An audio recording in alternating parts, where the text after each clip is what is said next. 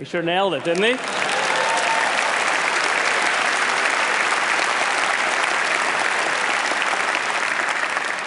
So he didn't just learn water. Over the course of the 24 months, the first 2 years that we really focused on, this is a map of every word he learned in chronological order. And because we have full transcripts, we've identified each of the 503 words that he learned to produce by his 2nd birthday. He was an early talker. And so we started to analyze why. Why were certain words born before others? This is one of the first results that came out of our study a little over a year ago that really surprised us. The way to interpret this apparently simple graph is on the vertical is an indication of how complex caregiver utterances are based on the length of utterances. And the vertical axis is time. And all of the data we aligned based on the following idea. Every time my son would learn a word, we would trace back and look at all of the language he heard that contained that word. And we would plot the relative length of the utterances. And what we found was this curious phenomena that caregiver speech would systematically dip to a minimum, making language as simple as possible, and then slowly ascend back up in complexity. And the amazing thing was that that bounce, that dip, lined up almost precisely with when each word was born, word after word, systematically. So it appears that all 3 primary caregivers, myself, my wife, and our nanny, were systematically, and I would think subconsciously, restructuring our language to meet him at the moment of the birth of a word and bring him gently into more complex language. And the implications of this, there are many, but one I just want to point out is that there must be amazing feedback loops. It's not, of course, my son is learning from his linguistic environment, but the environment is learning from him. That environment, people, are in these tight feedback loops and creating a kind of scaffolding that has not been noticed until now. But that's looking at the speech context. What about the visual context? We're now looking at, think of this as a dollhouse cutaway of our house. We've taken those circular fisheye lens cameras and we've done some optical correction, and then we can bring it into 3-dimensional life. So welcome to my home. This is a moment, one moment captured across multiple cameras. The reason we did this is to create the ultimate memory machine, where you can go back and interactively fly around and then breathe video life into this system. What I'm going to do is give you an accelerated view of 30 minutes, again, of just life in the living room. That's me and my son on the floor. And there's video analytics that are tracking our movements. My son is leaving red ink, I'm leaving green ink. We're now on the couch looking out through the window at cars passing by, and finally my son playing in a walking toy by himself. Now we freeze the action, 30 minutes. We turn time into the vertical axis, and we open up for a view of these interaction traces we've just left behind. And we see these amazing structures. These little knots of 2 colors of thread we call social hotspots.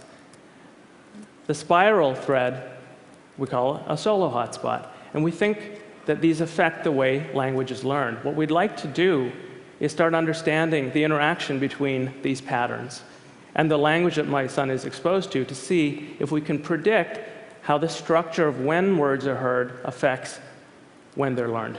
So in other words, the relationship between words and what they're about in the world. So here's how we're approaching this.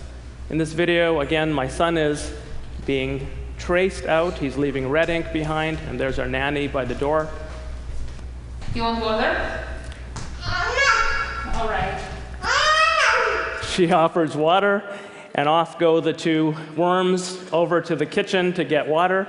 And what we've done is use the word water to tag that moment, that bit of activity. And now we take the power of data and take every time my son ever heard the word water and the context he saw it in, and we use it to penetrate through the video and find every activity trace that co-occurred with the instance of water.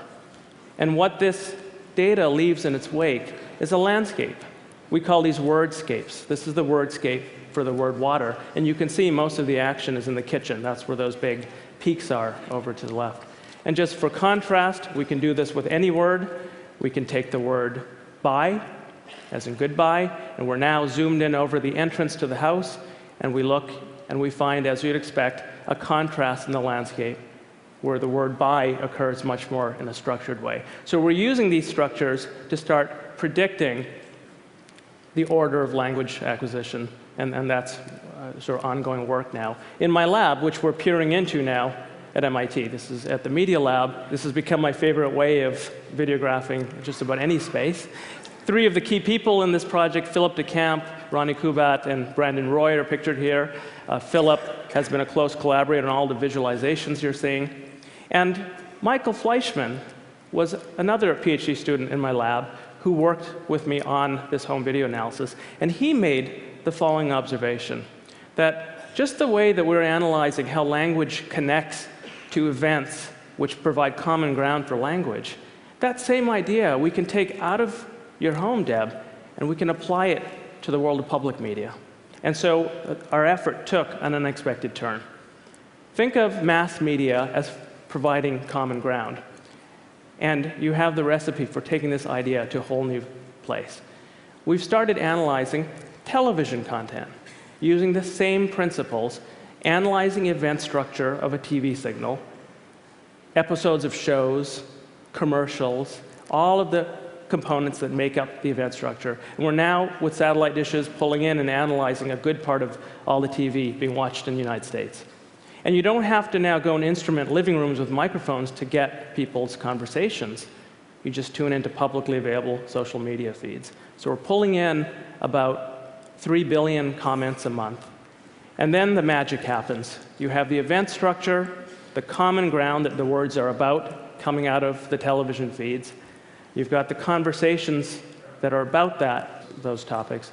And through semantic analysis, and this is actually real data you're looking at from our data, our processing, each yellow line is showing a link being made between a comment in the wild and a piece of event structure coming out of the television signal. And the same idea now can be built up, and we get this wordscape, except now words are not assembled in my living room. Instead, the context, the common ground, the activities are the content on television that's driving the conversations. And so what we're seeing here, these skyscrapers now, are commentary that are linked to content on television. Same concept, but looking at communication dynamics in a different, very different sphere. So fundamentally, rather than, for example, measuring content based on how many people are watching, this gives us the basic data for looking at engagement properties of content. And just like we can look at feedback cycles and dynamics in a family, we can now open up the same concepts and look at much larger groups of people. This is a subset of data from our database, just 50,000 out of several million, and the social graph that connects them through publicly available sources. And if you put them on one plane, a second plane is where the content lives. So we have the programs and the sporting events and the commercials and all of the link structures that tie them together make a content graph. And then the important third dimension. Each of the links that you're seeing rendered here is an actual connection made between something someone said and a piece of content. And there are, again, now tens of millions of these links that give us the connective tissue of social graphs and how they relate to content. And we can now start to probe the structure in interesting ways. So if we, for example, trace the path of one piece of content that drives someone to comment on it, and then we follow where that comment goes and look at the entire social graph that becomes activated, and then trace back to see the relationship between that social graph and content, very interesting structure becomes visible. We call this a co-viewing clique, a virtual living room, if you will. And there are fascinating dynamics at play. It's not one way. A piece of content, an event, causes someone to talk. They talk to other people. That drives tune-in behavior back into mass media.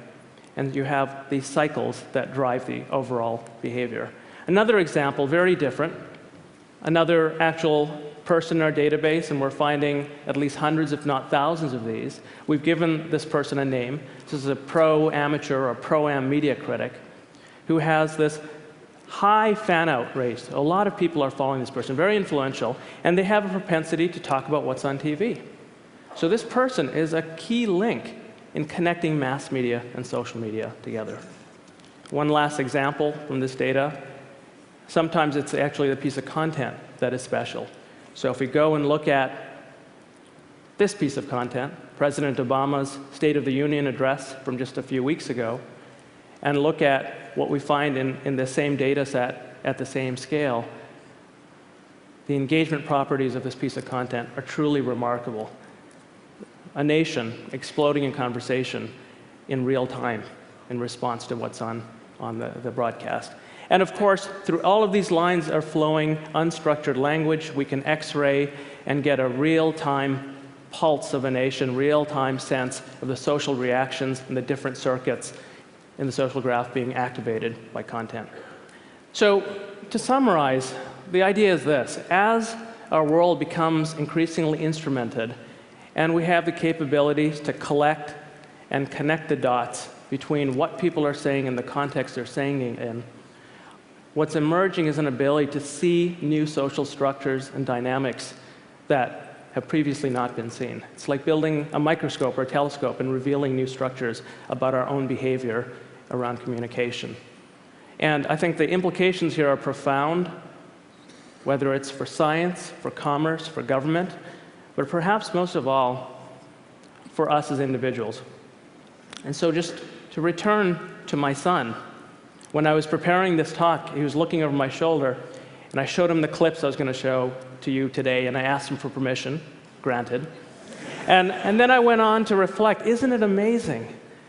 This entire database, all these recordings, I'm going to hand up to you and to your sister, who arrived 2 years later.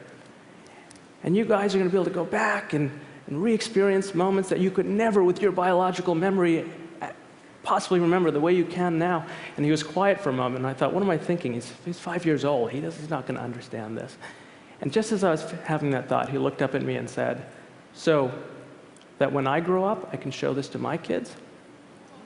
And I thought, wow, this is powerful stuff. So I want to leave you with one last memorable moment from our family.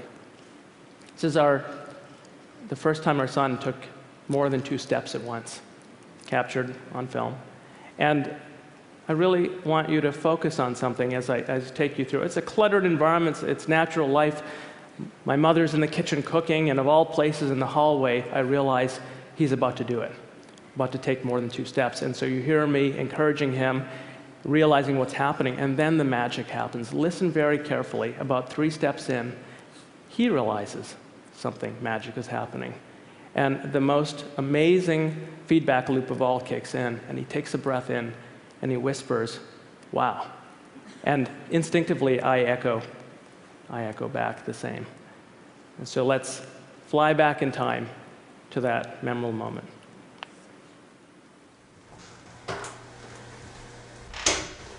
Hey, come here. Can you do it? Oh boy, can you do it?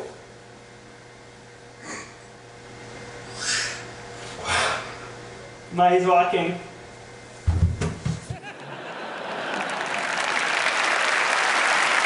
Thank you.